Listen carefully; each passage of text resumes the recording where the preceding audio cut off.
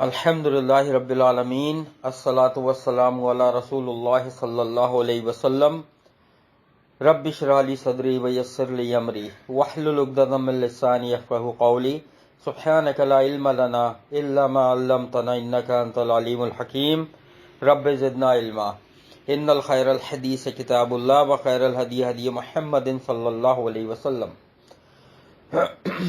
آج ہم پڑھیں گے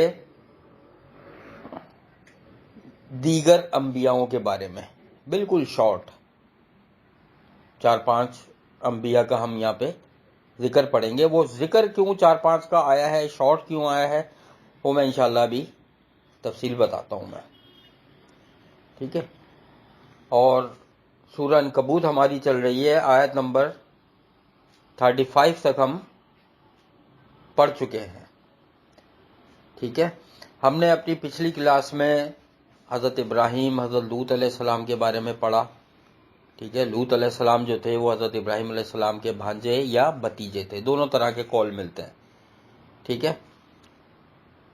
کس طریقے سے ابراہیم علیہ السلام نے ان کے ساتھ ہجرت کری، اپنی بیوی اور وہ تھے، اس کے بعد لوط علیہ السلام الگ قوم میں آباد ہو گئے جا کے الگ، پھر ان کی قوم میں کیا برائی آئی، مرد سے تعلق رکھنے لگا، یہ برائی کسی قوم میں نہیں تھی۔ پھر وہ 12 فرشتے آئے جو انسانوں کے روپ میں تھے، لڑکوں کے روپ میں، ٹھیک ہے۔ پورا واقعہ ہم پڑھ چکے ہیں، کس طریقے سے پھر لوط علیہ السلام نے ان سے گزارش کری۔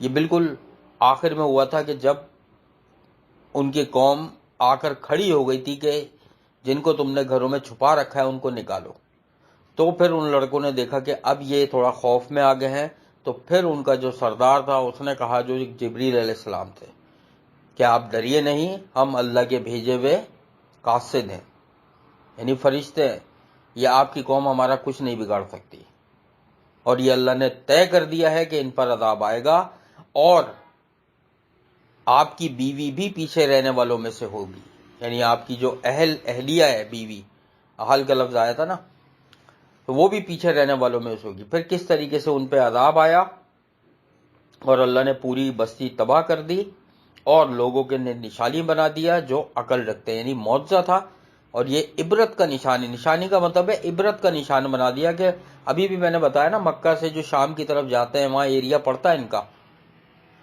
حضرت لوط علیہ السلام کا، تو وہ لوگ جاتے ہیں، دیکھتے ہیں اور عبرت حاصل کرتے ہیں، ٹھیک ہے۔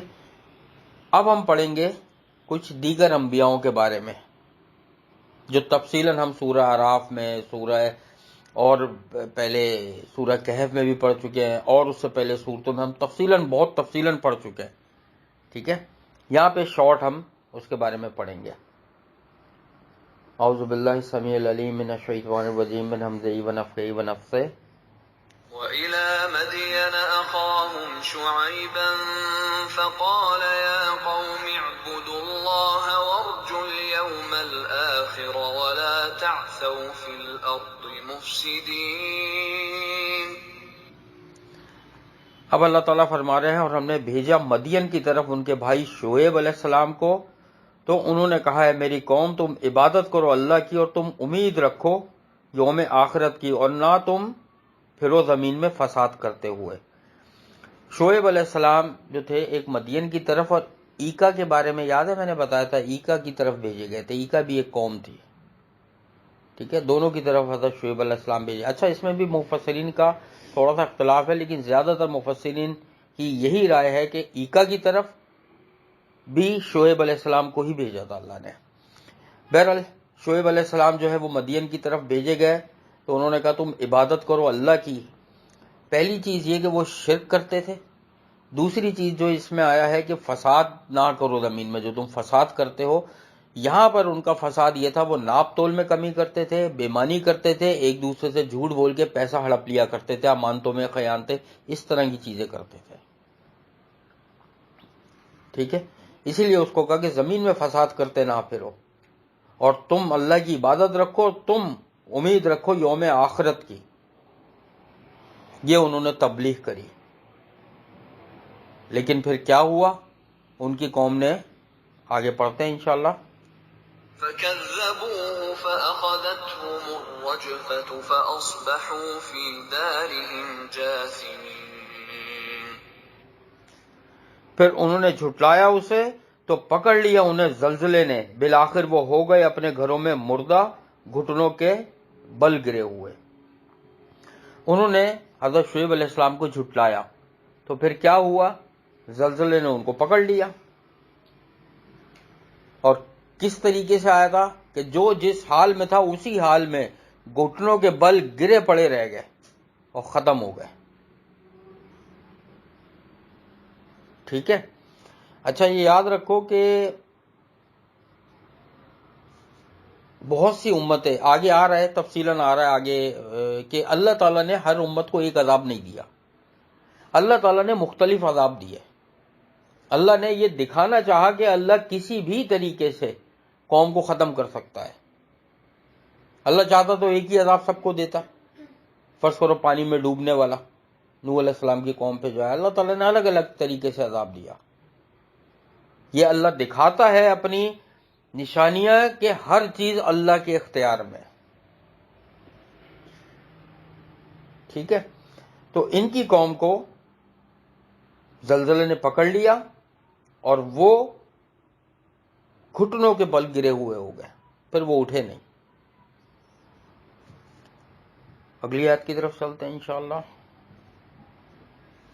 وعادا وثمود وقد تبين لكم من مساكنهم وزين لهم الشيطان أعمالهم فصدهم عن السبيل وكانوا مستبصرين. اب اللہ تعالیٰ فرما رہے ہیں اور ہم نے ہلاک کیا قوم عاد اور قوم سمود کو، اور تحقیق یہ بات واضح ہو چکی ہے تم پر ان کے گھروں سے، اور مزین کر دیے ان کے لیے شیطان نے ان کے عمل، اس نے روک دیا تھا انہیں سیدھی راہ سے، حالانکہ تھے وہ ہوشیار سمجھدار. اب ذکر ہے قوم عاد اور قوم سمود کا. قوم عاد پر ہود علیہ السلام یہاں ذکر نہیں ہے، ان کی قوم کا ذکر ہے. اور قوم سمود پہ صالح علیہ السلام کو اللہ نے بھیجا، وہ اونٹنی والا واقعہ بھی انہی کا ہی ہے. ٹھیک ہے. میں بہت تفصیل نہیں بتا رہا ہوں کیونکہ میں آدھے گھنٹے کا صرف ایک قوم کا پون گھنٹے کا لیکچر دے چکا ہوں جب پچھلی دفعہ گزرا تھا، اور اس سے پہلے بھی 2-3 دفعہ جو گزر چکا ہے، تو میں بہت تفصیلاً بتا چکا ہوں ایک چیز. تو یہاں ان قوموں کا ذکر ہے. اچھا یہ بتاؤ قوم عاد کسی کو یاد ہے؟ قوم عاد قوم سمود میں برائی کیا تھی؟ یہ جو آ رہا ہے نا ذکر، مزین کر دیے شیطان نے لیے ان کے عمل، کیا چیز تھی جو ان کے لیے مزین کر دی ہے؟ نہیں. کیا چیز تھی جو مزین یعنی اچھی بنا دی تھی شیطان نے ان کے لیے بہت؟ اور میں نے کہا تھا یہ ویسے تو جتنی بھی قومیں تباہ ہوئی سب کے سب برائیاں ہمارے معاشرے میں موجود ہیں، لیکن سب سے بڑی برائی جو ہے نا وہ یہ موجود ہے معاشرے میں جو ان 2 قوموں نے کی تھی. انہوں نے اپنے گھر بہت اچھے بنانے شروع کر دیے تھے، مضبوط پکے بڑے گھر، اندر شان و شوکت والے بہترین مخمل کے کپڑے بچھے ہوئے، کارپیٹ، اور وہ جو ہے کیا نام ہے پردے، محل بناتے تھے پورے بہترین دروازے کھڑکیاں ٹائپ، اس طرح کی چیزیں بناتے تھے. یہ کہ اتنے مضبوط اور بہترین گھر بناتے تھے. تو اور ہمارے یہاں کیا ہو رہا ہے کہ ہم اپنا آخرت والا گھر بنانے کے بجائے ہم بھی دنیا کے اسی گھروں میں لگ گئے کہ اس سے بڑھ کر ایک، اس نے یہ برانڈ لیا میں یہ برانڈ، اس نے یہ کیا میں یہ، اس نے یہ کلر کرایا میں یہ کلر، فلانا اٹیچ باتھ، فلاں ٹائل، فلاں سینیٹری، فلاں کچن کا کیبنٹ، فلاں ڈنر سیٹ، فلاں طرح کے چولہے، فلاں طرح کا جو ہے نا سنک، اور ایسے نل اس میں لگے ہوئے، ایسی کراکری، اور یہ کتنی تفصیل میں چلی جاؤ. یہ برائی بہت بڑی ہمارے معاشرے میں آ گئی ہے. قوم عاد اور قوم سمود نے یہی برائی کی کہ انہوں نے اپنے گھروں کو اتنا اچھا بنانا شروع کر دیا تھا کہ ان کے دل ہٹ گئے تھے. نبی صلی اللہ علیہ وسلم کی حدیث ہے، کیا حدیث ہے؟ کہ لذتوں کو توڑنے والی چیز موت کو کثرت سے یاد کرو. موت جو ہے نا وہ لذتوں کو توڑ دیتی ہے. جو انسان کو لذتیں آ رہی ہوتی ہیں نا، ہری بھری محفل میں بیٹھ کے، شادی بیاہ میں رشتہ داروں کے ساتھ، اور رت جگے ہو رہے ہیں، اور دعوتیں چل رہی ہیں، اہتمام ہو رہا ہے، گھومنا، پکنک، اسپورٹس، کھانا پینا، گیدرنگ، اس کی جو لذت آ رہی ہوتی ہے اس کو توڑنے والی چیز موت ہے. اس کو کثرت سے یاد کرو. ان کے لیے ان کے عمل شیطان نے مزین کر دیے، جس سے انہوں کو ہٹا دیا پھر شیطان نے سیدھی راہ سے۔ اور اللہ فرما رہے آخر میں حالانکہ تھے وہ بہت ہوشیار سمجھدار، ایسا نہیں تھا، عقل رکھتے تھے۔ کیوں؟ جبھی تو گھر بنا لیے، جب وہ اتنی عقل رکھتے تھے کہ ایسی خوبصورت خوبصورت چیزیں، نقش و نگار اور بہترین آرکیٹیکٹ ڈیزائن کے گھر انہوں نے بنائے، تو کیا وہ ہوشیار و سمجھدار نہیں ہوں گے؟ آج ہمارا بھی یہی حال ہے کہ اس نے اتنی بڑی بلڈنگ، اتنی بڑی بلڈنگ، اتنی بڑی کرتے کرتے برج خلیفہ بنا دیا، اس سے بھی آگے نکل رہے ہیں اب تو۔ چھوٹوں کا بھی یہی حال ہے، بڑوں کا بھی یہی حال ہے۔ عام آدمی بھی اپنے گھر کو بہترین بنانے کے چکر میں، بھائی صاف ستھرا رکھو گھر، اللہ کے ذکر سے مزین کرو گھر کو۔ تو بتا نبی صلی اللہ علیہ وسلم کی ایک حدیث ہے، نبی صلی اللہ علیہ وسلم نے فرمایا کہ ہر چیز اس دنیا میں ملعون ہے۔ ملعون کا مطلب ہے لعنت کی ہوئی ہے، اللہ کی رحمت سے دور ہے ہر چیز سوائے اللہ کے ذکر کے۔ چاہے وہ ذکر اللہ کا قرآن ہو، نماز ہو، ذکر و اذکار ہو، استغفار ہو، یہ جتنی بھی چیزیں ہیں یہ اللہ کی رحمت میں شامل ہے، باقی ہر چیز اس کے علاوہ ملعون ہے، یعنی لعنت کی ہوئی ہے، اللہ کی رحمت سے دور ہے۔ اللہ کے نزدیک کسی کام کے نہیں ہے یہ گھر ور، بڑے بڑے محل، اور کسی کام کے نہیں ہے۔ اگلی آیت کی طرف چلتے ہیں انشاءاللہ۔ وقارون وفرعون وهامان ولقد جاءهم موسى بالبينات فاستكبروا في الأرض وما كانوا سابقين فكلا۔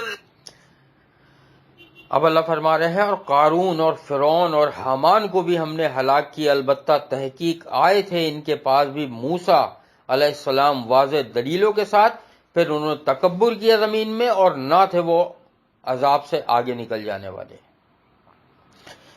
قارون، فرعون اور حامان، یہاں پر تین کا ذکر ہے۔ اب اللہ تعالیٰ نے اصل میں یہ قوموں کے ذکر کیے ہیں، ٹھیک ہے۔ قارون جس کے پاس بہت خزانہ تھا، کس طریقے سے وہ چلتا تھا غرور تکبر کے ساتھ، بہت تفصیلی طور پہ ہم پڑھ چکے ہیں سورہ قصص میں قارون کے بارے میں، کہ لوگ اشش کرتے تھے جب وہ اپنے قافلوں کے ساتھ نکلتا تھا کہ 10,000 تو گھوڑے ہوتے تھے، پھر عورتیں آگے ناچ رہی ہوتی تھیں، پھر ان گھوڑوں پہ مخمل کے کپڑے ڈلے ہوتے تھے، اس پہ بہترین گھڑ سوار بیٹھے ہوتے تھے، اور ایک جماعت چاہیے ہوتی تھی اس کے خزانے کی چابیاں اٹھانے کو، خزانہ اٹھانے کو نہیں، صرف چابیاں۔ سینکڑوں لوگ تو اس کے خزانے کی چابیاں اٹھاتے تھے۔ قارون، فرعون تو پتہ ہی ہے سب کو کہ فرعون کیسا تھا، اور حامان کون تھا؟ فرعون کا وزیر، ٹھیک ہے۔ تو موسیٰ علیہ السلام واضح طور پہ ان کے پاس دلیلیں لے کر آئے۔ کون سی دلیلیں؟ کیا نشانیاں تھیں موسیٰ علیہ السلام کے پاس؟ ایک تو وہ اپنا عصا جو اژدہا بن جاتا تھا، پھر ہاتھ وہ اپنا نکالتے تھے بغل میں سے تو چمکتا ہوا نکلتا تھا، ٹھیک ہے۔ لیکن انہوں نے نہیں مانا، اور پھر اللہ تعالیٰ نے موسیٰ علیہ السلام کو کتاب دی تھی، وہ دی تھی بعد میں، جب وہ سمندر کراس کر گئے تھے بنی اسرائیل کے ساتھ، اللہ نے فرعون سے نجات دی، سمندر میں غرق کر دیا، کتاب اس کے بعد ملی تھی موسیٰ علیہ السلام کو، توریت جو نازل ہوئی تھی نا ان کے اوپر، ٹھیک ہے۔ تو واضح دلیلوں کے ساتھ آئے، لیکن پھر بھی انہوں نے انکار کیا، اور نہ تھے وہ عذاب سے آگے نکلنے والے۔ یعنی اب پھر انکار کے بعد کوئی صورت نہیں رہتی کہ وہ اللہ کے عذاب سے بچ سکے، اللہ نے ان کو ختم کر دیا۔ لن أخذنا بذنبه فمنهم من أرسلنا عليه حاصبا ومنهم من أخذته الصيحة ومنهم من خسفنا به الأرض ومنهم من أغرقنا وما كان الله ليظلمهم ولكن كانوا أنفسهم يظلمون۔ اب اللہ تعالیٰ فرما رہے ہیں پھر ہر ایک کو ہم نے پکڑا اس کے گناہوں کی وجہ سے، چنانچہ کوئی تو ان میں سے وہ ہے کہ ہم نے بھیجی اس پر پتھر برسانے والی آندھی، اور کوئی ان میں سے پکڑا چیخ نے، اور کوئی ان میں سے ایسا تھا کہ جس کو ہم نے دھسا دیا زمین میں، اور کوئی ان میں سے ایسا تھا جو غرق کر دیا گیا، اور نہیں تھا یعنی پانی میں جو غرق کر دیا گیا، اور نہیں تھا اللہ کے وہ ظلم کرتا ان پر، لیکن وہ خود ظلم کرتے تھے اپنے نفسوں پر۔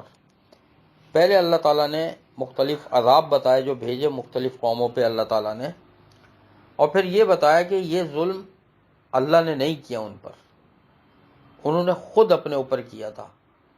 کیوں؟ کیونکہ شرک سب سے بڑا ظلم ہے۔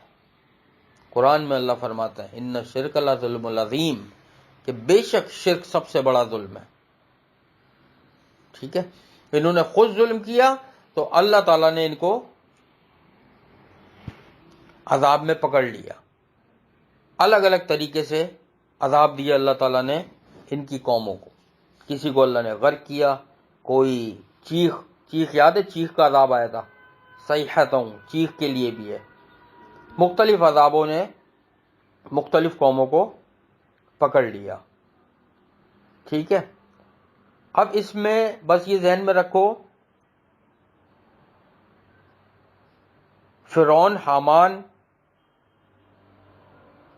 اور قوم عاد اور قوم لوط، ان دونوں پر جو ہے وہ چیخ کا عذاب آیا تھا، اور 7 پتھر بھی برسے تھے قوم لوط پر بھی۔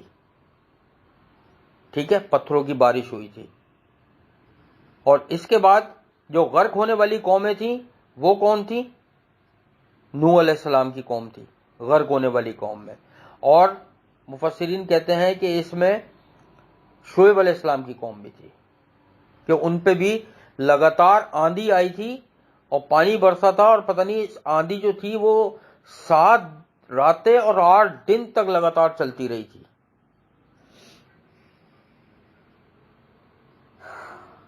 مختلف طرح کے اللہ تعالیٰ نے عذاب دیے۔ حضرت بنی اسرائیل جو فرعون کی قوم تھی نا، وہ بھی ڈوب کے مری تھی، یاد رکھنا۔ یاد ہے نا بنی اسرائیل قوم، جو پار نکل گئے تھے وہ الگ تھے، لیکن جو فرعون تھا پیچھے وہ ڈوب گیا تھا، اس کو ڈوبنے کا عذاب ملا تھا۔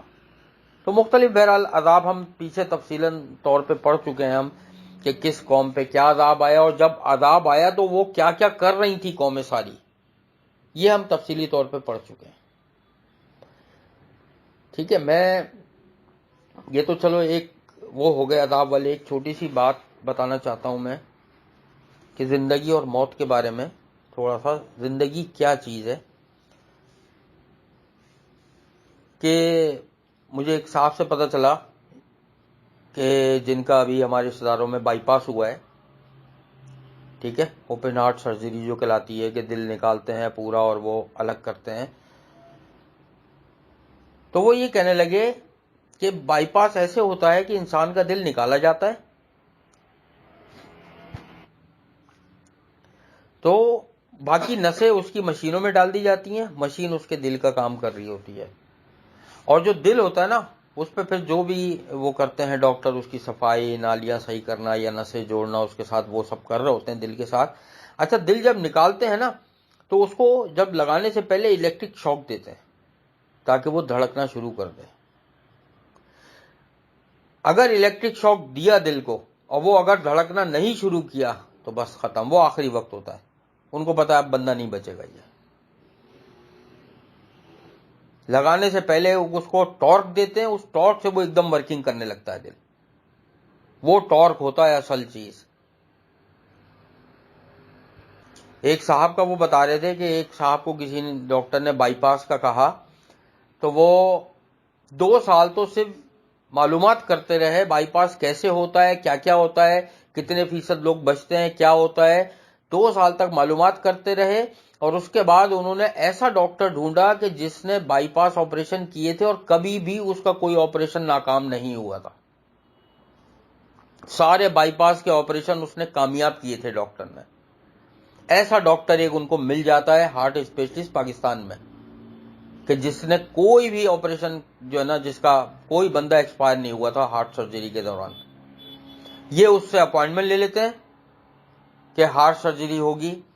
جب ہارٹ سرجری ہوتی ہے تو اس کا دل وہی نکالتے ہیں، لگاتے ہیں، سرجری تو ادھر کامیاب ہو جاتی ہے، لیکن جب ہارٹ کو ٹارک دینے جاتے ہیں وہ کہ ایک جھٹکا دیں تاکہ وہ چلنے لگے، وہ نہیں چلتا. وہ آپریشن ڈاکٹر کا پہلا آپریشن تھا جو فیل ہو گیا. وہ بے ہوش ہوئے تھے ہارٹ سرجری کرانے کے لیے، 2 سال تک وہ ڈاکٹر ڈھونڈتے رہے، بے ہوش ہوئے تھے سرجری کرانے کے لیے، اور اسی میں وہ ایکسپائر ہو گئے.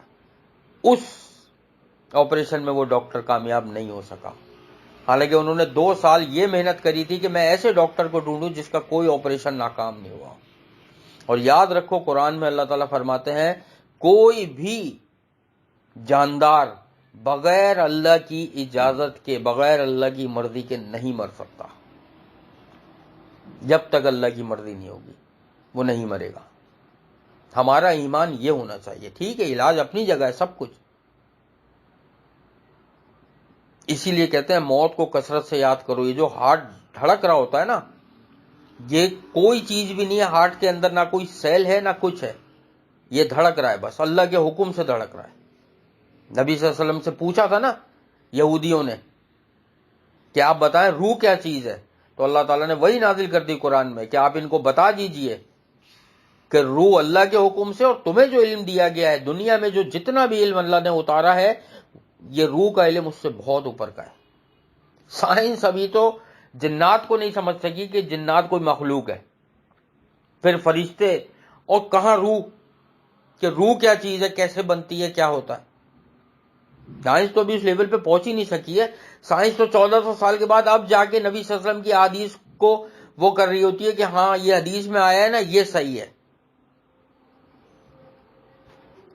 ہم نے پڑھا تھا نا عمدۃ الاحکام میں کہ کتا اگر کسی برتن میں منہ ڈال دے تو نبی صلی اللہ علیہ وسلم نے فرمایا کہ 7 دفعہ اس کو پانی سے دھو اور 8ویں دفعہ مٹی سے دھو. ایک دفعہ مٹی سے دھونا ہے، 7 دفعہ پانی سے دھونا ہے.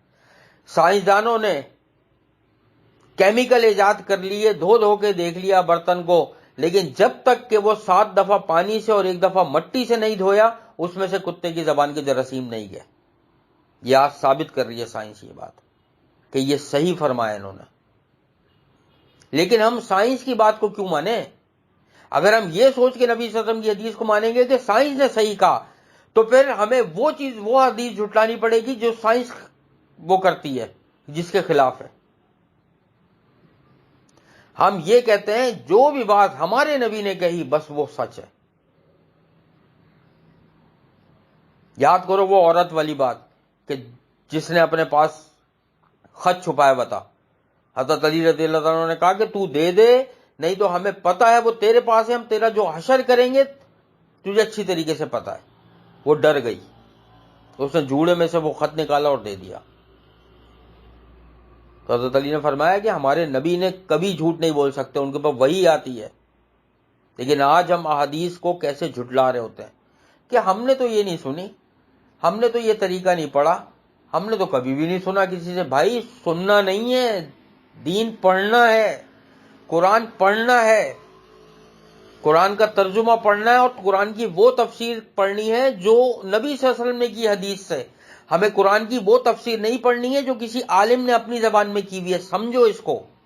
اللہ نے قرآن میں فرمایا کہ یہ ہم نے کتاب آپ کے اوپر نازل کی ہے اور اس کا سمجھانا ہمارے ذمہ ہے. تو قرآن کی تفسیر وہ مانی جائے گی جس آیت کی تفسیر نبی صلی اللہ علیہ وسلم نے حدیث میں کر دی. یہ فرقہ واریت کی وجہ یہی ہے کہ قرآن کے ترجمے تو لوگوں نے کیے میں ایک ہی جیسے تقریباً، لیکن جب تفسیریں آتی ہیں نا تو وہاں فرقے بن جاتے ہیں. کیوں؟ لوگوں نے اپنی اپنی سمجھ کے حساب سے تفسیریں کی ہیں، اور ایک قرآن کی وہ تفسیر ہے جو اصل میں نبی صلی اللہ علیہ وسلم نے حدیث میں کی ہے. ہر آیت جو نبی صلی اللہ علیہ وسلم پر نازل ہوتی تھی اللہ تعالیٰ ان کو سمجھاتا بھی تھا کہ اس پہ عمل کیسے کرنا ہے. نبی صلی اللہ علیہ وسلم نے وہ حدیث میں بتایا کہ یہ آیت نازل ہوئی ہے اور یہ ایسے عمل کرنا ہے. ہمیں تو وہ تفسیر دیکھنی ہے. اللہ سے دعا ہے کہ اللہ تعالیٰ ہمیں صحیح معنوں میں نبی صلی اللہ علیہ وسلم کی سنت کے مطابق زندگی گزارنے کی توفیق عطا فرمائے. ہمارے گھروں میں، رزق میں، علم میں اور عمل میں بے حساب برکتیں عطا فرمائے، اور ہمارے والدین، بہن بھائی، رشتہ دار، پڑوسی اور جتنے بھی گروپ ممبران جو قرآن کی تفسیر سنتے ہیں اللہ تعالیٰ سب کو بہترین صحت کاملہ عطا فرمائے. سب کی دعاؤں کو اپنی بارگاہ میں قبول اور مقبول فرمائے، سب کی تمام جائز حاجات کو اللہ تعالیٰ اپنی رحمتوں سے پورا فرما دے۔ جس طرح اللہ تعالیٰ نے دنیا میں ہمیں قرآن پاک پڑھنے سمجھنے کے لیے جمع فرمایا ہے، قیامت والے دن اور جنت الفردوس میں بھی ہم سب کو اللہ اسی طریقے سے جمع فرما دے۔ آخرت میں ہمارا حساب کتاب انبیاء، شہداء، صدیقین اور سلف صالحین کے ساتھ فرما دیجیے گا۔ ہمیں نبی صلی اللہ علیہ وسلم کا ساتھ، ان کی شفاعت اور ان کے ہاتھوں سے آب کوثر نصیب فرما دیجیے گا، اور ہم سب کو جنت الفردوس میں بغیر حساب کتاب کے داخل فرما دیجیے گا۔ اللہم انا نسألوک الہدی والتقی والعفاف والغنی، رب انی لما انزلت الی من خیر فقیر، رب ارحمہما کما ربیانی صغیرا۔ اللہم انا نسألوک الجنت الفردوس وقنا عذاب النار۔ اللہم انا نسألوک الجنت الفردوس وقنا عذاب النار۔ اللہم انا نسألوک الجنت الفردوس وقنا عذاب النار۔ ربنا تقبل منا انک انت السمیع العلیم وتب علینا انک انت التواب الرحیم۔ سبحان اللہ عما یصفون وسلام علی المرسلین والحمد للہ رب العالمین۔ سبحانک اللہم وبحمدک نشہد ان لا الہ الا انت نستغفرک ونتوب الیک۔ السلام علیکم ورحمۃ اللہ وبرکاتہ۔